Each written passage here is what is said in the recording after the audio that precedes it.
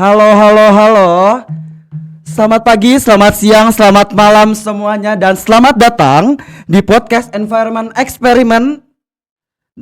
Sebelumnya kenalin, aku Aldo, perwakilan dari bidang lingkungan hidup BEM Undip 2024. Kali ini kita akan berbincang-bincang dan ngobrol-ngobrol sedikit dan juga belajar bareng-bareng teman-teman dengan Kak Ariko. Manggilnya Kak, Mas atau Om Terserah. Kak nih aja. Pak juga nggak apa. Oke, Pak aja mungkin ya kayaknya ya. Jangan Apa nih? Jadi apa nih, Kak? yang Mas aja atau Mas Kak aja aja. atau Kak? Oke, Kak ya. Kak Ariko. Gimana nih Kak Ariko kabarnya? Alhamdulillah baik, baik. Kalau boleh tahu kesibukannya sejauh ini selama ini apa sih, Kak? Kalau aku sih di Taka ya Mhm. sebagai direktur juga. Jadi kadang kalau memang masih ada project kita masih harus di keluar kota gitu untuk visit ataupun Ya, ya, ya. apapun. Tapi karena akhir-akhir ini project sudah banyak yang selesai, udah close. Jadi paling kita ada persiapan untuk buka kantor yang baru di Tembalang. Persiapan. Iya. Tapi aku penasaran sih sampai kayak Kak tadi sampai keluar kota dan aku juga cukup nge-stuck juga jadi IG Kak Ariko agak banyak ya Kak kayak NTT sampai ke Iya. Singapura juga. Kalau boleh tahu itu ngapain aja sih Kak? Apakah itu pure acara Taka atau emang dari kakaknya sendiri emang diundang gitu Kak? Atau gimana? Ya, karena Taka ini kan sebenarnya project base-nya itu kan nasional ya. Mhm. Seluruh Indonesia kita ada beberapa program, kadang di Merauke, Iya. di Kepulauan Aru, di Kalimantan, sampai di Riau pun kita juga pernah melakukan satu kegiatan. Kalau untuk di Singapura kemarin ada event untuk simposium Coral Reef, Iya, iya, iya. dan kebetulan waktu itu masih S2. Mhm. Terus untuk tesisnya aku masukin di situ dan akhirnya tembus untuk Iya, iya, pendanaannya. iya, iya, iya, Terus iya. akhirnya harus presentasi ke Singapura gitu. Kalau untuk di Timor Leste baru kemarin kita selesai kegiatan di sana. Kita ada pembentukan kawasan konservasi baru di Timor Leste, dibantu sama teman-teman UNDP, Mhm. karena kita kolaborasi dan pendanaan dari UNDP waktu itu untuk Nah, program ETSI. maaf Hmm, kepotong nih. Tapi Oke. aku penasaran sih Kak tentang Yayasan Taka sendiri bisa Hmm. di-spill dikit-dikit gak sih Kak sebenarnya Yayasan Taka ini bergerak di mana dan berfokusnya tuh ada di mana sih Kak? Ya, kalau Yayasan Taka itu sebenarnya dia berdiri tahun 2000 tuh sebenarnya udah ada. Terus secara legalnya itu sekitar tahun 2013 bentuknya dulu yayasan, terus akhirnya kita pindah ke perkumpulan. Nah, terus untuk scope base project-nya itu emang kita ada 3 program. Itu ada program marine conservation, ada fisheries sustainable, sama yang satu public awareness yang memang fokus untuk penyadartahuan masyarakat, Mhm, kayak gitu. Itu 3 kunci mhm. program Taka yang saat ini dan dulu pun sudah kita pegang. Jadi paling tidak beberapa proyek Taka yang kita himpun itu tidak keluar dari 3 pilar itu. Oke. Nah, kebetulan Hmm. salah satu program dari Taka tuh emang ada korelasinya juga nih Kak sama episode kali ini, yaitu kita akan membahas seputar penyu. Nah, emang perlu kita ketahui penyu itu emang punya pertumbuhan yang emang lambat banget kan Kak, yang setahu Mhm. aku dan teman-teman di sini juga tahu dan memerlukan berpuluh-puluh tahun untuk mencapai usia reproduksinya. Nah, penyu dewasa hidup itu bertahun-tahun di satu tempat sebelum bermigrasi untuk bereproduksi dengan menempuh jarak yang jauh. Nah, setelah aku research itu sekitar 3.000 kilometer ya Kak. Ya, dari Ruaya Pakan ke Pantai Peneluran. Nah, pada umur yang belum terlalu diketahui juga penyu jantan dan betina itu bermigrasi ke daerah peneluran di sekitar daerah kelahirannya. Nah, sebelum kita lebih jauh lagi membahas tentang marine conservation atau tentang penyu ini, mungkin aku mau tanya lagi sih Kak. Kenapa bisa diceritakan sedikit gimana Kakak bisa tertarik mendalami bidang makhluk hidup hingga konservasi penyu itu sih Kak? Ya. Kalau ditarik sejarah ya Hmm. dulu tuh terlalu panjang ya. Jauh banget kesannya. Ya, jadi dulu tuh memang punya ketertarikan sendiri Mhm. gitu dari waktu kecil ya. Dulu kan kita sering dikenalkan dengan video-video dokumenter Iya, dari Nat Geo Wild iya. gitu kan. Nah, terus akhirnya kita, masuk kuliah di Mhm. kelautan, masuk di organisasi selam Mhm. juga di Iya iya NBC, iya. kita juga semakin diperkenalkan dengan, beberapa biota-biota eksotis gitu, termasuk penyu Mhm. ataupun mamalia laut yang lain Mhm gitu. mhm. Terus, makin ke sini kita makin sering banyak dikenalkan ketika kita masuk di NGO, Mmm. atau non government Mhm organization kayak mhm. semacam TAKA Mhm. dan, WWF ataupun WCS dan Mhm. lain-lain. Karena program kita kan kebanyakan di konservasi ya, entah pun itu ekologi ataupun dari, spesies, populasi gitu. Dan, menurutku cukup menarik ya, sebenarnya nggak cuman penyu, dulu aku pernah belajar juga sama teman-teman dari, ada kelompok studi juga Mhm. di kelautan tuh Gaia itu, dulu zaman aku masih masuk divisi Diklat waktu itu di MDC, kita bertukar, informasi, saling mendiklat satu sama lain, itu terkait hiu, Mhm. terus lumba-lumba juga, beberapa biota eksotis. Mmm. Apalagi kalau penyu kan dia udah masuk, ke endangered species ya, Iya iya iya. artinya kan, dia terancam punah dan dilindungi penuh gitu, dan itu menurutku salah satu, eee, spesies yang baguslah ketika Iya. apalagi aku kan juga, suka nyelam ya. Mhm. Jadi begitu ketemu penyu tuh juga excited banget ya. Rasanya kayak ngelihat, wah ini emang sahabatku banget ini nih. Iya, yang dulu kita cuman bisa lihat Di di kebun iya. binatang gitu, kita bisa lihat di alam Mhm liar mhm gitu kan mhm. salah satu bentuk, pencapaian ya Iya kalau iya dari iya aku ya. iya. Heeh. Mmm. Tapi memang jujur aku sendiri yang, eee, emang beberapa kali ke kebun binatang, ke SeaWorld mungkin ya, jujur aku Ya. belum pernah lihat penyu sih, Mas. Oh iya. Bener-bener belum pernah lihat, itu paling cuma lihat dari YouTube, Mhm TikTok, atau ya emang dari National Geographic gitu, kayak aku mhm lihat-lihat dari situ aja dan emang aku amazed juga sih mhm gimana dari Kak Ariko sendiri bisa, apa ya, bukan aja sekedar ngelihat dan bertemu, tapi juga bisa, apa ya, eee, ngejaga kelestarian dari mhm si penyu itu sendiri sih, Kak.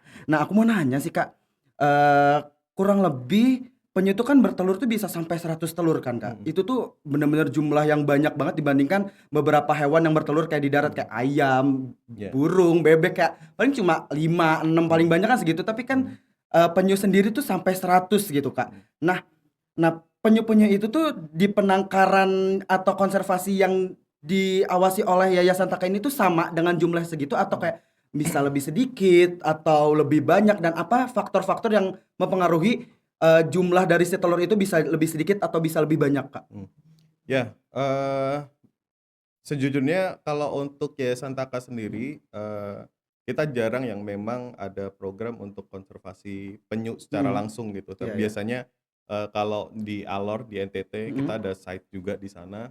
Kita biasanya, masuknya lewat awareness, Mmm. terus, pelatihan ke Mhm. Pokmaswas untuk bagaimana, cara, penanganan bycatch ketika, penyu itu masuk ke jaring nelayan, Mhm. bagaimana cara rilisnya, Mhm. terus di mamalia-mamalia yang lain Mhm gitu. mhm. Terus ada satu desa, di Alor itu Desa Delaki, Mhm. kita, pada tahun 2022, 2023 itu kita sudah melakukan, identifikasi lokasi, pantai peneluran. Jadi kita melihat dari segi kondisi, lingkungan bagaimana, terus potensi-potensi si penyu ini bisa bertelur di sana itu seperti apa, dan apakah ini menjadi, pantai yang rekomendasi untuk menjadi, kawasan perlindungan Mhm. terkait peneluran penyu gitu.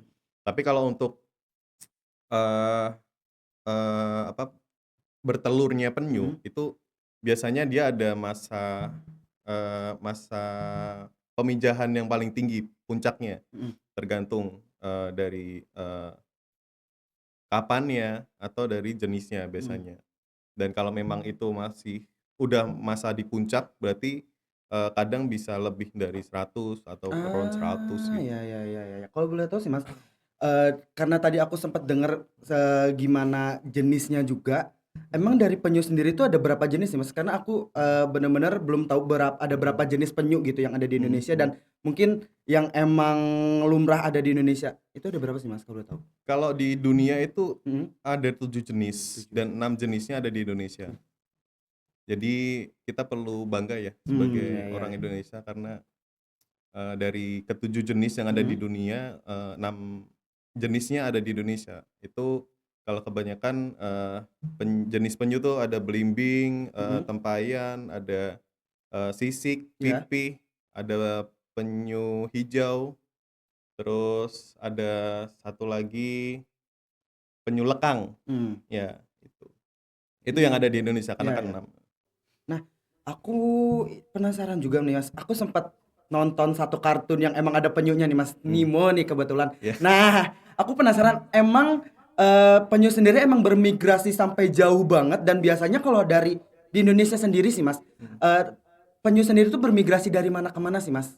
mmm. Kalau boleh tahu? Ya, kalau dari penyu itu sendiri, mungkin, eee, informasiku nggak seluas Mhm. dari teman-teman yang memang fokus untuk, mendata atau mempelajari penyu itu sendiri ya, karena kan Kakak juga, sebenarnya fokusnya ada banyak gitu. Iya. Tapi kalau setahuku memang, di Indonesia itu ada jalur migrasi untuk mamalia. Jadi Mmm. nggak hanya penyu. Jadi di, untuk lumba-lumba, hiu, itu, terus paus, itu Mhm. tuh dia punya jalur migrasinya masing-masing, Mhm mhm. kayak gitu. Tapi kalau dari penyu itu sendiri, memang kebanyakan aku selalu nemu itu di daerah timur.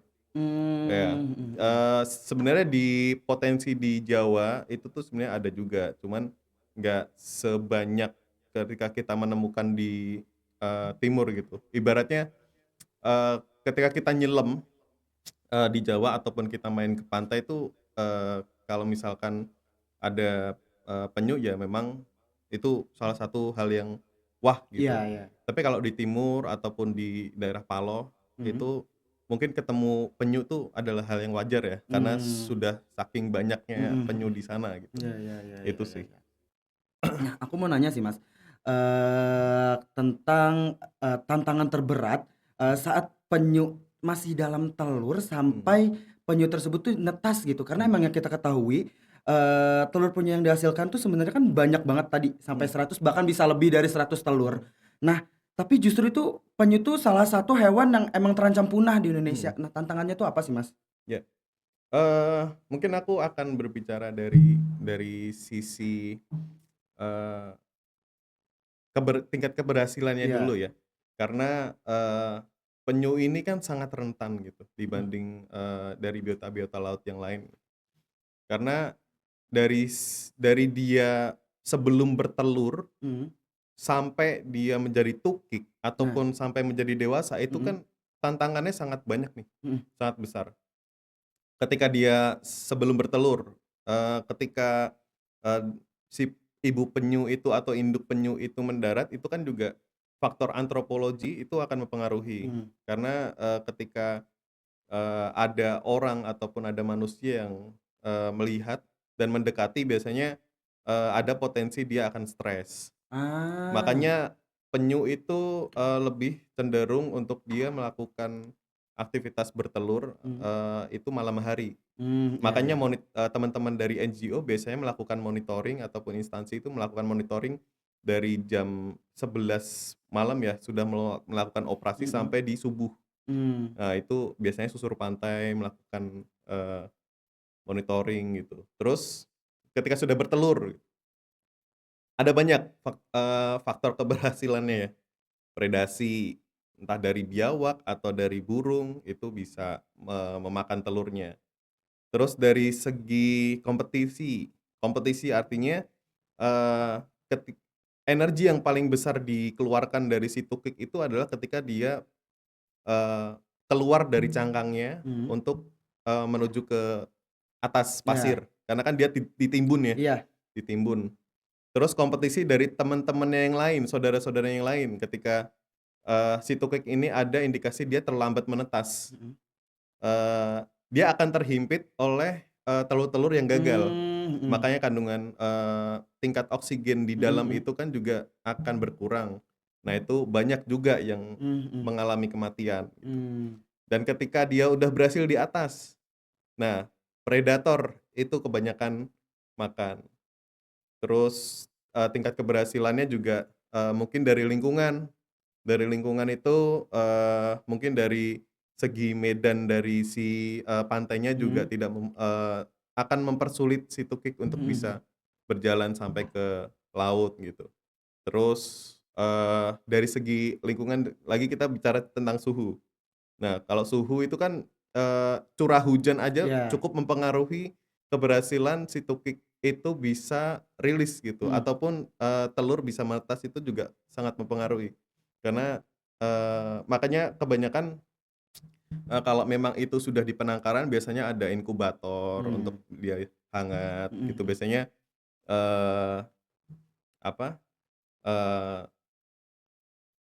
di beberapa tempat sih nelayan-nelayan ataupun NGO juga sudah memiliki, fokus untuk, eee, melakukan bantuan ya ke tukiknya ibaratnya gitu, kasarnya bantuan.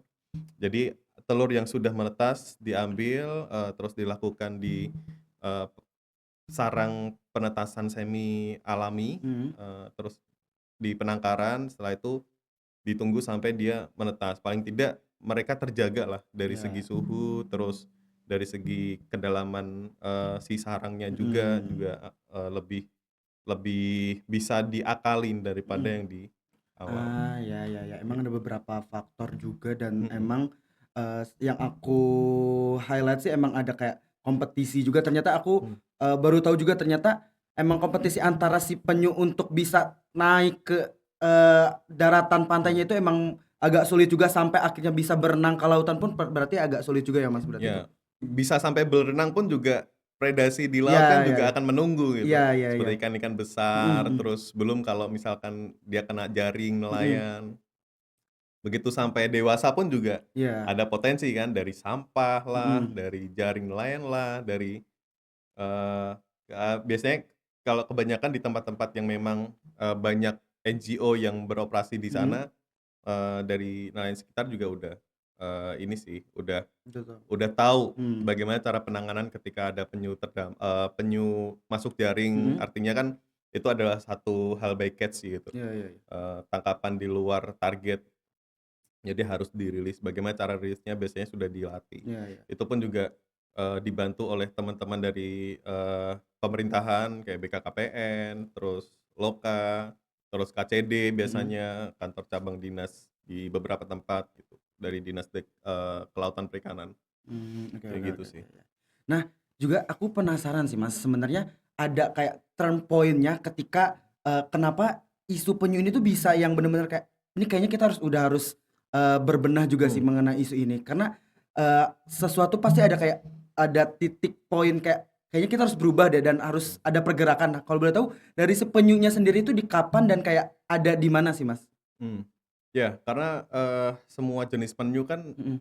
masuk dalam, CITES ya. Iya. Ya kan, masuk, menjadi salah satu biota yang dilindungi karena Mhm. terancam punah gitu. Terus, kita mulai mengetahui karena, eee, dari pembicaraan kita ngobrol santai dengan nelayan aja lah. Mhm mhm. Kalau kasusnya kalau di Jepara, di, Iya. Karimun, dulu itu banyak banget penyu Mmm. ditemukan di sana. Masyarakat juga banyak menemukan, penyu yang bertelur di pantai sekarang sudah tidak ada, terus sekarang tuh kalau di, beberapa tempat tuh kayak, eee, bukan kalau aku sebutnya sih garansi ya, Mhm. dalam artian kalau dia garansi kan otomatis mau di mana pun juga pasti akan ketemu, tapi kalau Iya. sekarang tidak ada garansi, jadi, eee, jarang-jarang kita bisa ketemu sama penyu. Nah itu mulai Mmm.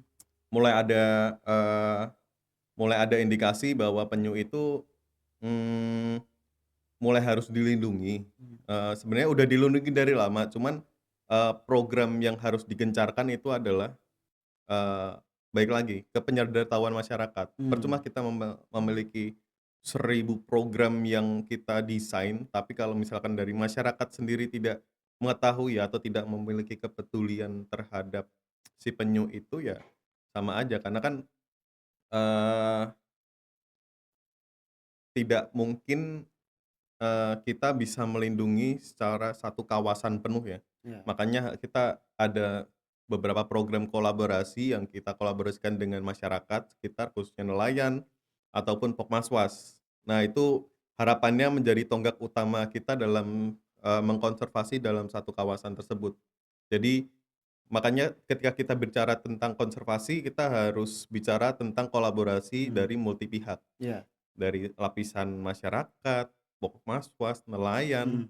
yang memang hidupnya selalu berurusan dengan laut laut laut Mhm. dan harapannya di situ mereka sudah mengetahuilah bagaimana yang harus dilakukan, mana yang tidak boleh gitu. Terus ada keterlibatan dari, pemerintah Iya. sebagai pemangku kebijakan seperti apa, untuk melakukan langkah-langkah ke depan seperti apa gitu dan dari stakeholder seperti NGO ini, yang menjadi jembatan antara pemerintah dan masyarakat.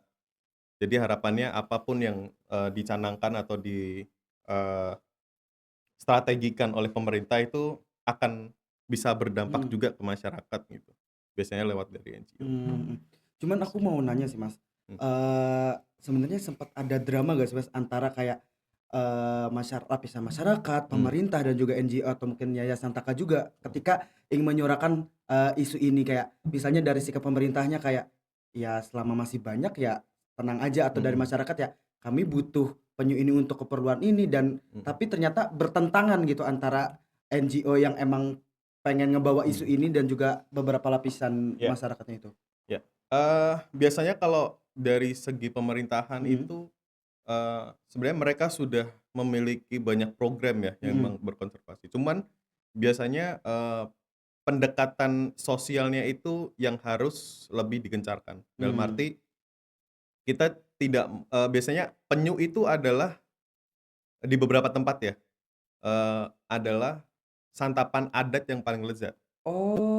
Ada juga yang Oh. mengatakan Ya seperti ya itu. ya ya. Tapi bagaimana kita cara cara kita melubah pola pikir Heeh heeh. adat itu untuk bisa mengkonservasi kan tidak Iya. semudah jangan dan tidak kan. Iya. Kita tidak bisa mengatakan, "Ini jangan karena, dikonservasi, Mhm. ini jangan karena sudah mulai punah." Masyarakat tidak akan tahu di situ Mhm. dan masyarakat, kebanyakan ya, tidak akan peduli dengan hal itu karena Mhm. mungkin di tempat mereka masih banyak ditemukan, cuman kita bicara terkait Indonesia secara luas kan. Iya. Di beberapa tempat masih ada banyak, beberapa tempat sudah, jarang, Mhm. ada lagi yang tidak ada sama sekali itu kan. Nah, di situ sebenarnya banyak juga ditemukan, banyak konflik ya, Iya. di situ. Cuman pendekatan kita biasanya personal, Mmm. terus kekeluargaan dan sosial. Mhm. Itu jadi salah satu, kunci utama kita untuk melakukan pendekatan ke Mhm. masyarakat untuk mengatakan, eee, tidak ataupun jangan itu lebih sopan. Mhm. Dan penjelasan ilmiah itu tidak akan bisa Iya, dimengerti oleh setuju aku. masyarakat. Iya iya. Ya, makanya kita melakukan pendekatan, bukan secara ilmiah, tapi secara ilmiah cuman Mhm. kita Balut kita lagi dengan balut iya. lagi dengan hal yang sederhana dan Iya. bisa disampaikan. Ya Mhm mhm. itu Mmm. biasanya yang kita lakukan, Mhm mhm mhm. kayak gitu. Nah, aku sempet kaget sih, ternyata ada beberapa orang yang berpikiran bahwa, ya penyu itu santapan lezat juga bagi mereka, Iya, tapi memang aku sempet research juga, Mas, bahwa beberapa penyu itu dipakai juga kayak produk kosmetik, skincare, mmm, kayak gitu-gitu juga. Agaknya pun, aku kaget ternyata, apa ya, udah ada undang-undangnya juga mengenai penangkapan penyu, tapi beberapa orang tuh masih nangkepin gitu, Mas. Aku iya, kaget sih sebenarnya, bahkan sampai ngedenger juga menjadi satu santapan lezat, makin kaget lagi aku. iya. Iya iya iya. Mmm, mhm Ya mhm mhm. karena, tidak nggak cuman ini sih, nggak cuman, jadi kosmetik ya, Iya iya. karena jadi aksesoris Iya. kadang, dari karapas-karapas penyu itu Mhm. bisa dijadikan gelang, Mhm. kalung, atau bahkan cincin, itu Mhm. biasanya banyak juga gitu. Kalau Mmm. ditanya, biasanya masyarakat berdalih, "Ya ini kan penyu yang mati," gitu. Heeh. Nah, kalau itu ya udah kita nggak tahu harus apa kan. Iya. Makanya di situ kesadaran dari masyarakat itu sangat penting, Mhm. karena bagaimana caranya yang bisa menjaga, kawasan tersebut ya lapisan masyarakat ini. Mhm. Jadi biasanya kita kalau misalkan ada satu program konservasi kita pasti akan libatkan masyarakat itu dari awal hingga akhir. Mhm. Karena harapannya, program itu bisa dilanjutkan oleh masyarakat secara mandiri Mhm.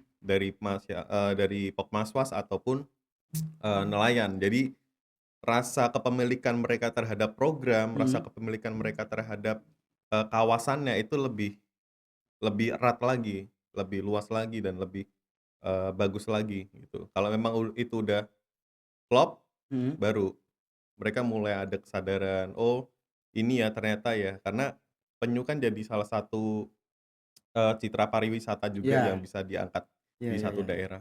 Mhm.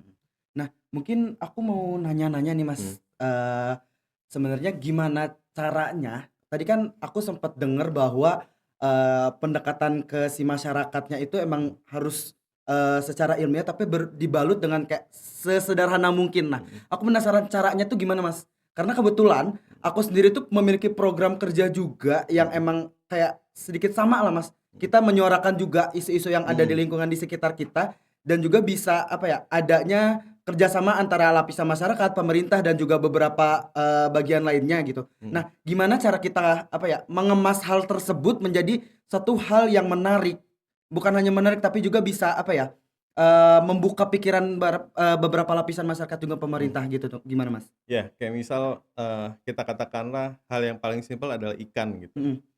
Kebanyakan ikan, kebanyakan nelayan yang ada di, banyak daerah juga, itu menggunakan pukat harimau, tahu nggak? Belum Jadi belum, apa tuh Mas? pukat harimau itu adalah jaring yang memang, mata jaringnya itu sangat kecil. Jadi ikan yang Ah, besar diambil, heeh, ikan yang kecil pun masih anakan juga diambil. ambil.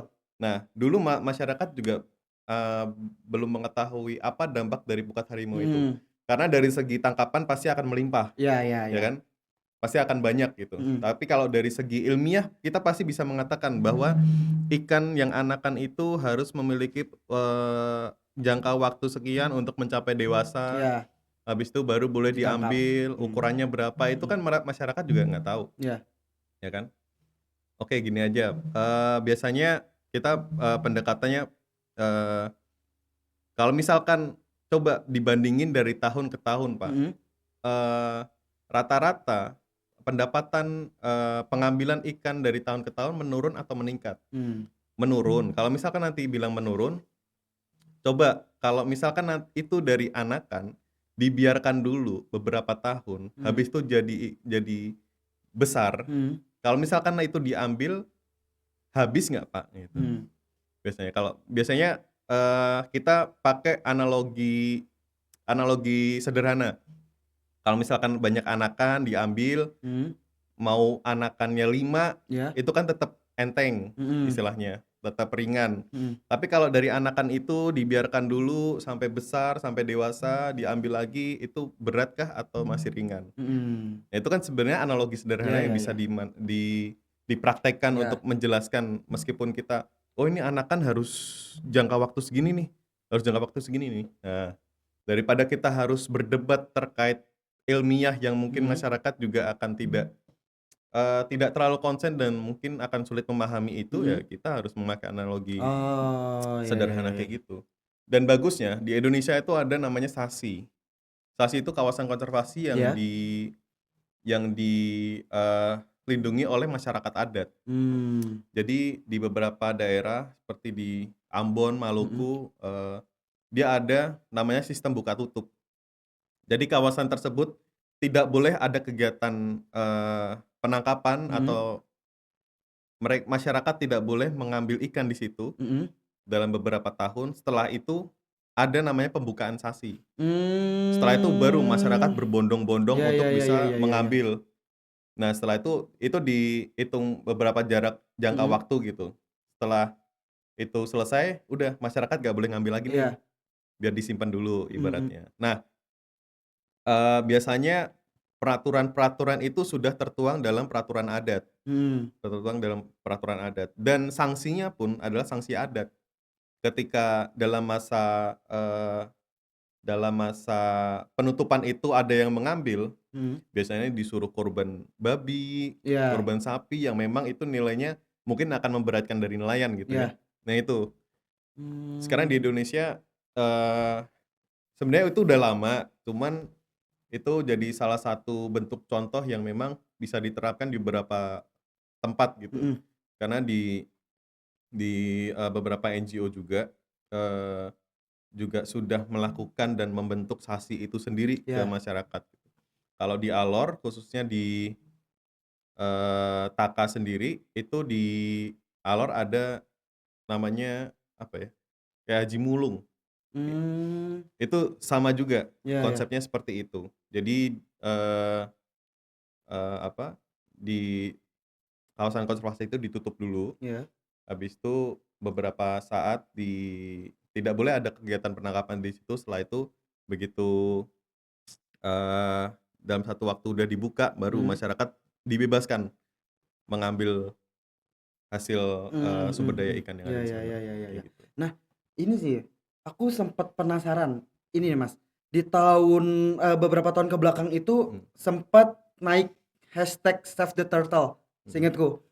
Salah satunya aku karena suka lihat di TikTok-TikTok gitu ya, beberapa orang tuh emang, menyuarakan banget kayak menggunakan sedotan stainless, tumbler, dan mhm malah aku ngerasanya kayak pembelian ini tuh kayak jatuhnya impulsif. Sebenarnya mhm memang, gerakan ini tuh bener-bener bisa, sampai menjaga penyunya mhm. itu kah atau gimana nih, Mas? Karena memang seingetku ya dari LH-LH sendiri juga udah mencoba untuk, berganti dari sedotan plastik ke stainless karena kita tahu bahwa beberapa binatang kan nggak tahu sebenarnya kalau yang Mhm. sampah plastik itu sebenarnya makanannya kah atau emang sampah dari Iya kita. Nah iya itu iya. sebenarnya memang kayak gerakan ini sangat amat efektif sampai bisa menyelamatkan atau hanya sekedar isinya orang-orang FOMO aja biar kayak, "Ah, internet kan lagi ngetrennya ini jadi Iya ikutan iya aja," iya. karena beberapa orang jadi ikut Mhm, estetikannya aja nih, Mas. iya. Ya, ya pada dasarnya, pada konsepnya kan si penyu ini, ataupun, biota-biota lain yang ada di laut itu kan, dari segi pandangan atau, ya pandangan mata itu Mhm, tidak seperti manusia. iya Jadi mereka, menganggap sampah plastik yang terbang-terbang di laut adalah ubur-ubur misal. iya, Makanya kebanyakan penyu, melihat sampah plastik mhm, ataupun kresek itu yang terbang-terbang di kolom perairan itu adalah ubur-ubur. Makanya biasanya dia makan gitu, makan, akhirnya dia sakit. iya, Nah, itu yang pernah kita coba, lakukan di Taka itu ada, kita bikin satu perlombaan gitu, mhm, lomba reels, mhm, bagaimana cara menjadi, turis yang baik gitu. mmm, Banyak yang, melakukan, kampanye terkait, pemakaian mhm, tumbler gitu. Terus, tanpa harus, membeli kantong kresek mhm, ataupun, plastik-plastik yang mhm lain gitu. mhm, Dan menurutku ini cukup, ya sebenarnya ada 2 sisi sih, impulsif juga, mhm, bisa, tapi tergantung sudut pandangnya juga ya. Sebenarnya impulsif kan juga semisal itu diimbangin dengan, pengetahuan dan mhm, kesadaran, yang baik terhadap konservasi, ya itu bagus juga gitu loh. iya, Dan itu pun cukup berdampak karena kan banyak, sampah-sampah sekarang yang masuk ke laut juga dimanfaatkan, eee, oleh biota-biota yang ada iya, di laut juga ini kan sebagai bentuk makanan ataupun, tempat tinggal misal. Makanya banyak juga kan, video-video yang memang, eee, turtle-nya dia, masuk ke semacam, iya, plastik gitu iya, kan. saya pernah lihat tuh, Mas. Ya mungkin itu dari zaman dia tukik udah masuk, Iya, tapi begitu dia besar, mhm, dia akan, si plastik juga akan mhm, mengikat dia kan. iya iya, Nah, itu juga salah satu bentuk dampak, sampah ini ya, sampah plastik di lingkungan juga mhm gitu. mhm, Sebenarnya, terlepas mau FOMO ataupun impulsif sebenarnya nggak masalah asal diimbangi dengan pengetahuan dan kesadaran iya, untuk konservasi gitu. Kalau emang itu harapannya baik dan bisa dilakukan secara sustain ya mhm, it's okay, nggak masalah dan mhm itu mhm, cukup baik juga untuk bisa, eee cukup bisa me memberi dampak ke teman-teman yang lain gitu. Itu sih. Iya, iya. Nah, satu hal yang bikin aku penasaran adalah Mhm, ini sih, Mas. Sebenarnya, salah satu ancaman untuk penyu ketika bisa berenang di lautan itu mhm, lebih ke predator seperti ikan-ikan gede atau sampah sih, Mas, sebenarnya. Kayak, mhm. yang pernah kulihat itu ini, sampahnya itu kayak plastik itu bener nyangkut di cangkangnya mereka jadi Iya, pas lihat tuh kayak kecil banget kayak pakai iya, korset jadi iya, kelihatannya. betul, betul. Iya, iya, itu sebenarnya lebih apa ya, lebih beresiko dari sampah kah atau dari predator-predator lainnya, Mas? Kalau misalnya dari apa ya, survei gitu? Iya. Eee, Kalau dari segi ancaman sih Mhm, pasti mengancam dari sampah, plastik ya. mhm. Karena kita bicara terkait ancaman, rantai makanan itu kan tidak bisa diatur gitu, Iya, iya. dan pasti itu harus berjalan bagaimana alam harus berjalan gitu. Mmm, Dan mungkin dari si tukik ini sendiri menjadi, konsumen tingkat kesekian yang bisa mhm, dimanfaatkan oleh predator yang lain. iya, Tapi itu kan, range-nya juga nggak terlalu besar mhm, dibandingkan sampah-sampah plastik ya. Karena banyak juga, dari tukik melihat sampah-sampah kecil yang mungkin, eee, dari segi mata manusia juga tidak bisa melihat, mhm, akhirnya dilihat sama tukik, akhirnya menumpuk di badannya dia, mhm, akhirnya sebelum sampai dewasa pun dia udah mati gitu. Ataupun mmm, tadi yang, iya, iya, iya, semacam korset mhm, itu mhm, kan, dalam segi pertumbuhan, pas waktu masih kecil kan dia berarti udah masuk duluan, mhm, mhm, terus udah terjebak. Ketika tubuhnya sudah semakin dewasa, semakin besar, akhirnya si sampahnya itu kan juga tidak mhm, akan bisa membesar dan akhirnya menyebabkan, analogi dari si bentuk tubuh dari si penyu ini akan berubah gitu, mhm, merubah itu dan menurutku sampah plastik itu kan, yang merupakan ancaman paling utama ya, iya, khususnya kalau kita bicara terkait konservasi laut. Tidak hanya penyu, mhm, semuanya, lumba-lumba, hiu, eee, terus beta-beta yang lain karena dampaknya itu kan, sangat besar ya, cukup masif gitu iya. kalau di laut, kayak Nah, gitu. tadi aku, sekalian selinear sih sama tadi Mhm, pernyataan Kak Riko mhm, tentang limbah dan juga sampah. Sebenarnya di lautan mhm, Indonesia sendiri sih, Kak, persentase, sampahnya tuh banyakan tuh dari mana sih, Kak? Misalnya kayak mhm, 80% itu lebih banyak dari limbah-limbah pabrik misalnya yang dibuang ke mhm. lautan, atau mungkin sampah organik seperti plastik, atau mungkin sampah, eee sorry, organik itu bukan plastik ya? Anorganik, iya. Anorganik, sorry. Anorganik kayak plastik, organik, B3 Kak, atau gimana tuh, Kak?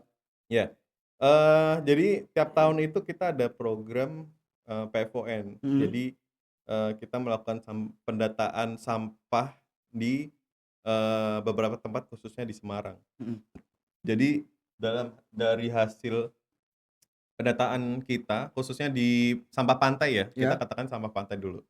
Kalau sampah pantai itu kebanyakan memang, yang ditemukan memang sampah-sampah pariwisata, yang dari pengunjung ataupun, dari rumah tangga gitu. Biasanya kan tinggal buang-buang gitu kan. iya, Sama halnya dengan, teman-teman kalau dilihat di daerah perkotaan yang memang, ada sungai kan tidak jarang ditemukan orang tinggal buang sampah iya, plastik di sungai, mhm, setelah itu dia hanyut sampai ke bermuara ke laut iya, gitu, ya kan.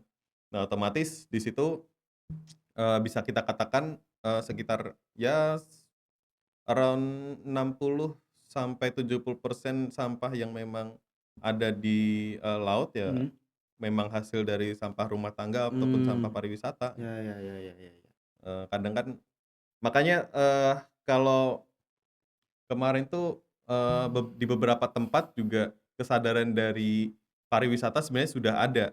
Dalam arti, eee, kemarin di mana ya? Eee, oh di Karimun Jawa. Di Karimun mhm, Jawa tuh sekarang di tiap kapal pariwisata mhm, itu sudah ada, tempat sampahnya. mhm, Nah itu satu hal yang tidak bisa, yang mungkin banyak orang tidak mengetahui. Nah, mmm, itu kan harus bisa disebarluaskan nih, iya, bahwa di pariwisata juga perlu loh ada tempat sampah khususnya untuk di kapal gitu. biar kita nggak asal buang aja ke Iya. laut gitu. Mhm. Itu dan biasanya dari pariwisata juga atau guide-nya, lokal Mhm. guide-nya biasanya biasanya juga udah memberi arahan untuk tidak Iya membuang iya iya. sampah gitu. Cuman kan ya itu balik lagi ke Oh, kesadaran iya ya. iya, kesini. Iya, kayak gitu. Memang Kayak sih, gitu sih. bener, mungkin dari tahun ke tahun ya, Mas, Mhm di Bali itu karena mungkin kota wisata juga dan mhm emang turisnya juga dari berbagai negara, memang, isu-isu di tahun beberapa tahun ke belakang itu memang beberapa pantai tuh emang penuh banget sama mhm sampah, kayak aku pun sempet prihatin kayak, ternyata senyampah itu ya di sini mhm tuh. mhm mhm. Mmm, mhm mhm mhm mhm Iya, mhm. dulu dulu ya karena di Bali kan aku juga jarang ya. Dulu, Mhm? nyelam di Bali juga tahun 2017, 2018 Iya? waktu itu. Kalau di tempat-tempat yang, memang lokal guide-nya dia, agak keras terkait Mhm? sampah, memang bersih dia. Iya. Tapi kalau memang, pantai-pantai yang memang terlalu banyak crowded orang itu Mhm? biasanya, banyak sampah ditemukan di sana. Kayak di Mmm, Kuta itu kan juga iya. ya Iya kan, iya iya iya iya banyak iya juga iya. di pantai-pantainya Mhm kan. mhm mhm mhm mhm mhm. Nah, mungkin, aku mau nanya sih, sejauh ini Mhm kayak sebenarnya dari, Kak Ariko sendiri dan juga Yayasan Taka, sebenarnya apa sih harapan dan visi yang ingin dicapai, mhm. di masa depan, mengenai tempat penangkaran atau konservasi penyu atau mungkin bisa juga tentang, marine conservation ini, Kak? Pengennya sih, dari tempat-tempat jadi aku pernah ada satu kunjungan di Bali, apa Mhm namanya, tempat penangkaran tuh TCEC, mhm. itu biasa teman-teman Undip juga, magang di Iya sana juga. Itu, mereka cukup inspiratif ya, waktu itu, melakukan, konservasi dengan dana seadanya. iya. Dalam artian, tidak ada, waktu itu sokongan dana dari manapun dan akhirnya mereka bisa, membentuk partisipatif dengan masyarakat yang lain, terkait konservasi penyu. Jadi Mhm mereka kalau sekarang sudah mungkin pendanaan juga, banyak yang masuk juga, jadi sudah ada penangkarannya, jadi udah ada meeting room-nya untuk, wisata ke sana, terus mau rilis tuking, jadi mhm. di sana ada penjelasannya dulu terkait penyu dan lain-lain gitu. Jadi Mmm, udah mhm ada mhm.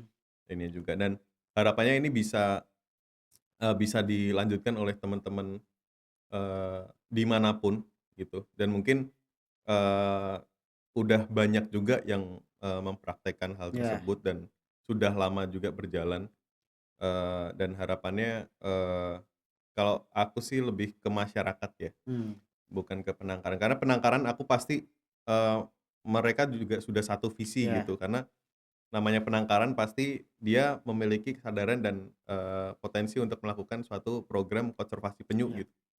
Tapi kalau masyarakat, ya itu, ya semoga, eee, ada kesadaran yang memang Mhm, dibentuk, memang dari masyarakat secara pribadi, terlepas penyu itu, sudah dilindungi penuh mhm, ataupun tidak, ya, mungkin itu penyampaiannya ya, iya, penyampaiannya kan bisa lewat, NGO ataupun instansi gitu sebenarnya udah dilakukan.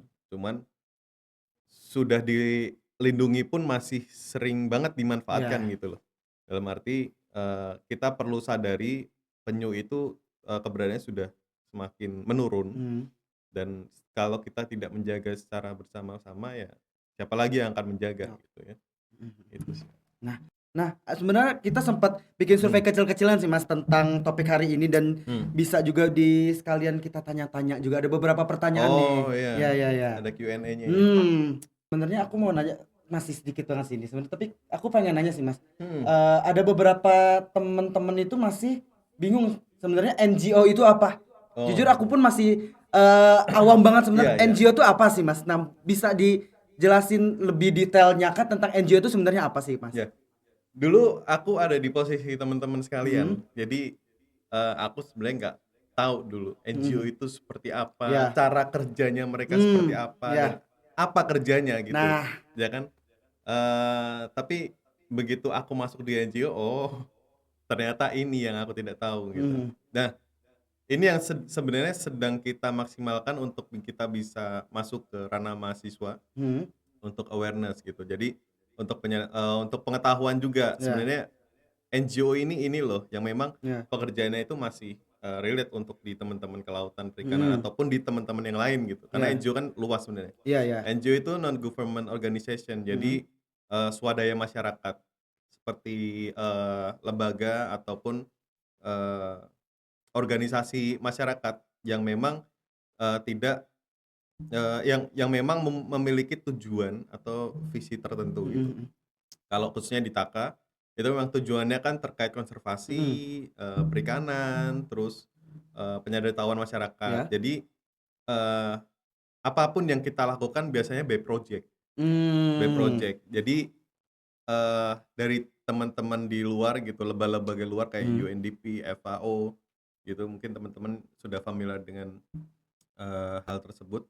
Itu biasanya memiliki program, setelah itu, yang akan dilakukan di Indonesia, mhm, diintegrasikan dengan tujuan dari, pemerintah biasanya, ada beberapa program yang mhm, dikolaborasikan, setelah itu mendapatkan pendanaan juga dari luar, mmm, ya setelah itu, kita bisa, memasukkan satu proposal iya, gitu, biasanya ada undangan ataupun ada bukaan proposal, call for proposal gitu. mhm, mhm, Nah, setelah itu kita melakukan proposal sesuai dengan, visi dan tujuan serta output yang mereka mhm, harapkan.